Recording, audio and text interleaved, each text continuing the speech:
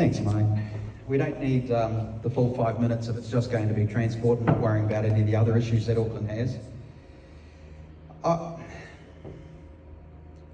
Mass transport's an issue because everyone has different ideas and everyone believes their idea is right.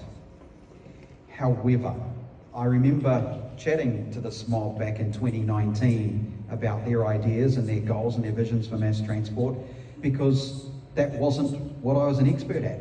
And so why should I come in as the mayoral candidate and tell Auckland what is the best thing to do with mass transport? It's very easy in regards to general congestion to say we can remove a lot of the problems by reversing a lot of the dumb decisions, nonsensical decisions made by Auckland Transport, such as adding lanes and islands to reduce flow that they've done, obviously on purpose. You can tell. There's no reason for safety issue. It's purely to create more restriction. NZTA and Auckland Transport have admitted it. So there's no point arguing that fact. They've added islands into lanes to put them from 2 down into 1, and then they open them up again. They're putting speed humps in places that make absolutely no sense. They have taken away a lot of our free turns. They're making oddball decisions with raised pedestrian crossings, which to me, I just don't get why you would put the speed hump at the crossing, because by the time you hit the speed hump, you've already damaged the person walking across the road.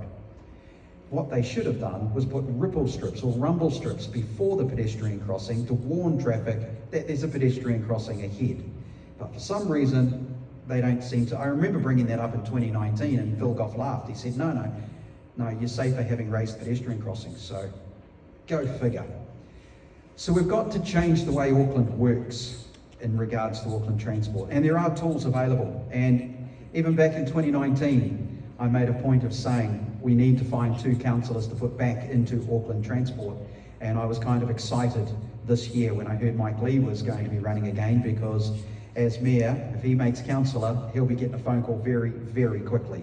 Please get back into Auckland Transport, because we need some people who know about it in that room. So that's important.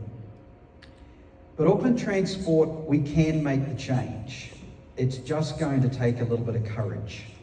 And that courage is going to be using the committees that are inside council, the CCO Oversight Committee and the Appointments Performance Review Committee. Those 2 committees, we can make a massive change to Auckland Transport's boards, their statement of intent and the way they operate.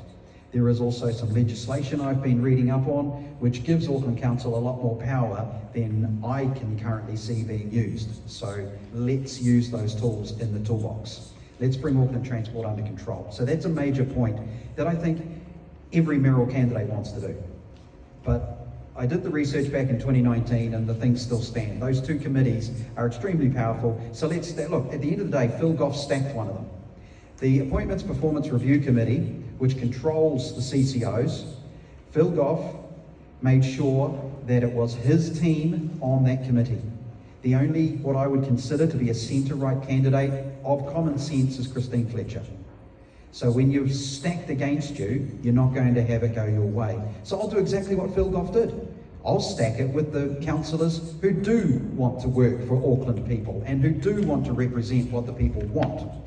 That's the job of the mayor. I will do that rather than stacking with people just to do what I want. It's what the people want. So that's Auckland Transport. Now the problem with mass transport is I need the input from panels and experts to guide and do that, because a mayor cannot sit in that ivory tower and make all the decisions for the public. And of course the mayor isn't the boss anyway. The mayor is only the leader of 20 councillors in a team where arguments are going to happen all day long. I'm sure Mike loves a good argument. Yeah, he likes a good argument.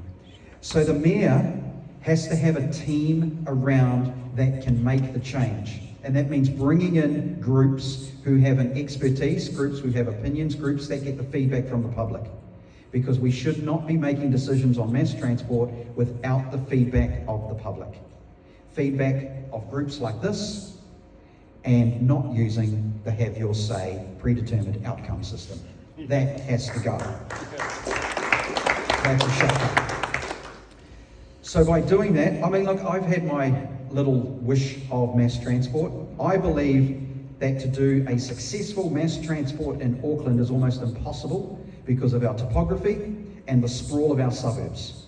And to achieve a perfect mass transport would require a scorched earth policy of moving buildings or going above ground. One of them gets laughed at, even though I think going above is a fantastic idea. But who wants to do a scorched earth policy and remove houses and buildings? That's not a good thing. So Auckland does not lend itself, in my opinion, to being good for mass transport. And every time I hear people comparing it to overseas countries, I go, stop. They have been around for hundreds, if not thousands of years. We're 180 years old. We got it wrong when we designed Auckland. We cannot copy what overseas countries do. Stop trying to be them. It's particularly when they talk about cycle lanes. Woosah. That is all part of bringing Auckland transport under control. Cycle lanes. They are nonsensical, they are overpriced, and we've got to put in a lot more common sense. I think I've said enough, right? That's right. Because Mike said it all anyway. Thank you very much. Okay, thanks everyone for listening.